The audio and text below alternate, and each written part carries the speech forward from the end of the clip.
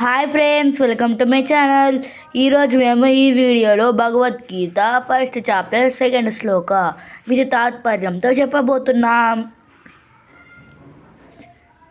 సంజయ ఉవాచ దృష్ట్వా తు పాండవానీకం వ్యూఢం దుర్యోధనస్తతః ఆచార్యముపసంగమ్య రాజవచనమబ్రవీత్.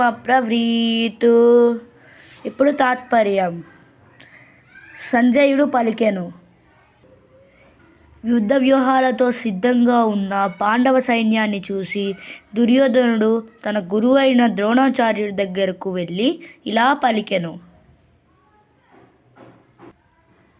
సెకండ్ శ్లోక విత్ తాత్పర్యంతో పూర్తయింది.